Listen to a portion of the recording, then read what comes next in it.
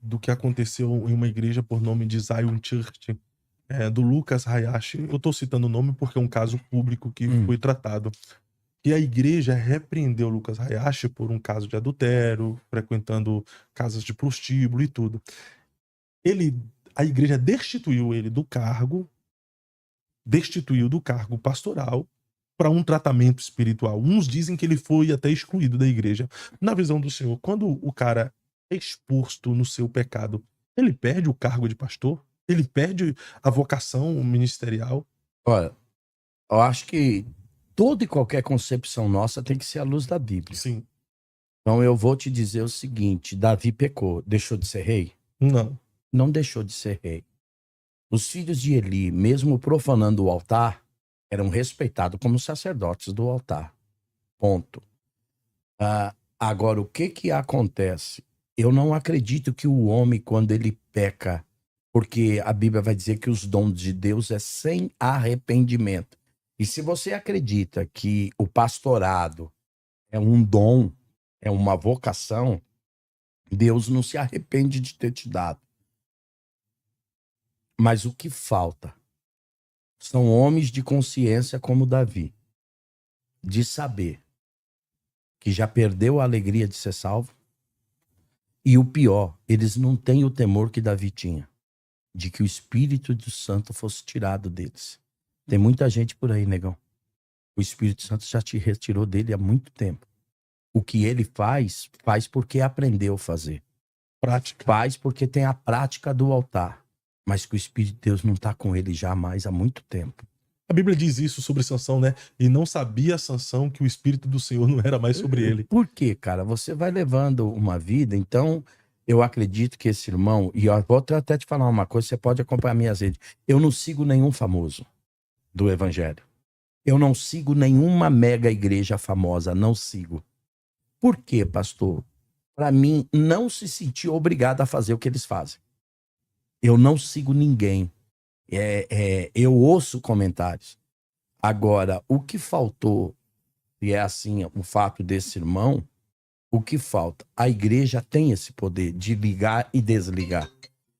Tendo esse poder de ligar e desligar, perdão, amigo. Tudo bem, pastor. Tendo esse poder de ligar e desligar, cabe àquele que está sendo disciplinado pela igreja aceitar isso. Algumas vezes a igreja não entende isso, um líder maior tem que intervir, como Paulo interviu na igreja de Corinto, no caso daquele menino, do caso amoroso com a sua madrastra, é provável, e depois Paulo manda tirar ele, lançar ele na mão de Satanás, e depois é Paulo que manda trazer ele de volta para que o diabo não diga que nós cortamos alguém do corpo. Mas esse irmão deveria aceitar esse tempo fora de tratamento que a igreja lhe propôs. Não que ele deixou de ser, mas que ele deixará de exercer o seu pastorado. Porque também, como fica um caso público, um cara que se tornou algo público na sociedade, todo mundo vendo o cara no mesmo dia no altar.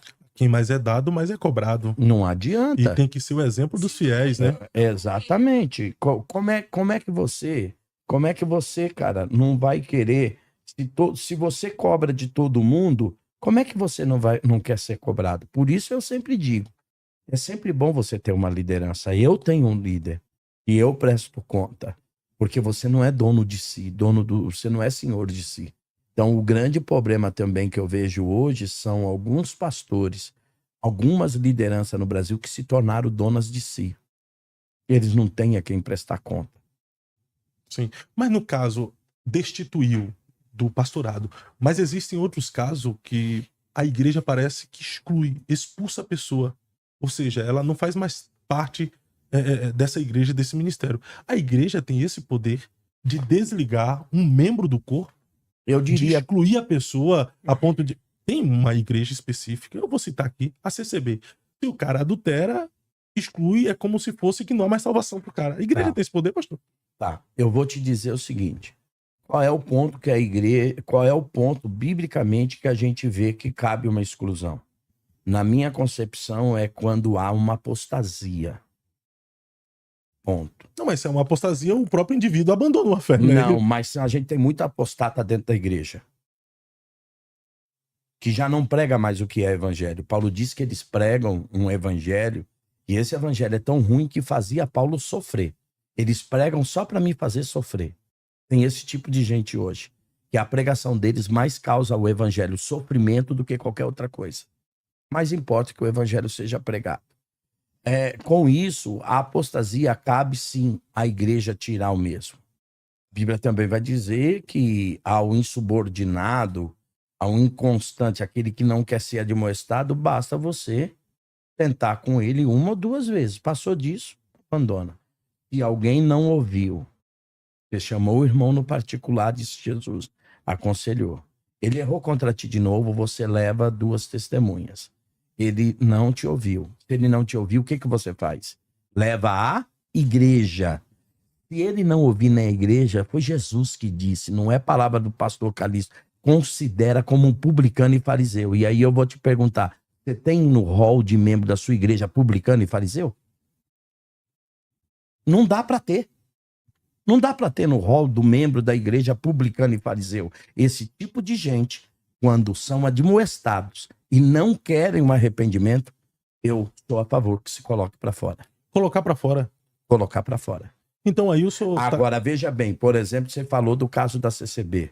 Nenhum pecado, a não ser apostasia, cabe de você escolher a pessoa. Se a pessoa pecou no sentido de um adultério, ele tem que ser tratado por algum tempo, colocado à parte da comunhão, e depois, é o que Paulo ensina, reintegrar ele à comunhão da igreja. Porque qualquer um pode errar. E não é um erro que vai dizer qual a história da vida dessa pessoa. A pessoa teve uma história, no momento de uma fraqueza, de um erro, de um deslize. Você vai acabar com toda uma história por causa de um momento? Isso também é amor, né? Voltamos para o início da conversa. Exatamente. Amor é você corrigir e abraçar. Restaurar. Por exemplo, eu acho que a maior expressão disso é Lucas, capítulo de número 15. Ele deixa as 99, não está nem em discussão qual o local, se é relento, se não é, mas ele deixa e vai atrás de uma. Achando um, ele põe sobre os ombros. Quem conhece um pouco de história palestina vai saber que aquela ovelha foi achada provavelmente boazinha. E quem quebra as pernas dela é o pastor. Ele quebra as pernas dela para que ela não se afaste mais dele. Mas ao quebrar a perna da ovelha, o que você faz? Você abandona ela? Não. Você põe ela nos ombros. E aí, quem conhece um pouquinho de história palestina vai saber, os pastores faziam isso, passavam mão na cabeça dela e dizia para ela, agora eu quero ver você sair de perto de mim. Esse é o trabalho da igreja, é quebrar as pernas para que ele não continue andando no erro, para que ele não continue se desviando, para que ele não continue longe do aprisco e agora carregar ela no ombro. Mas que maldade do pastor, né? Quebrar a perna da ovelhinha. Não é melhor você quebrar a perna do que perder ela para um lobo? O que você prefere? Não ter uma perna? Dentro dessa perspectiva, é melhor ter a perna quebrada do que ser morto por um lobo, né? Então, o problema hoje é que o evangelho no Brasil hoje não aceita isso.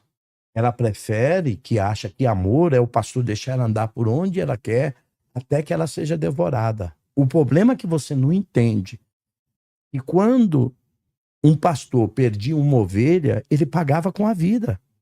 É por isso que o profeta lá no Antigo Testamento vai dizer assim, o Deus vai dizer, e pela ponta da orelha, ou pela ponta da pata, eu vou salvar. Por quê? Porque o pastor, para provar que ele não era mercenário, quando um animal devorava a ovelha, ele tinha que apresentar alguma parte que sobrou.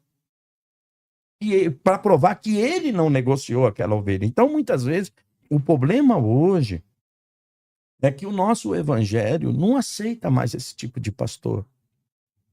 Outro dia um menino chegou para mim e falou assim, pastor, cara, eu te amo. Eu dava aula ainda.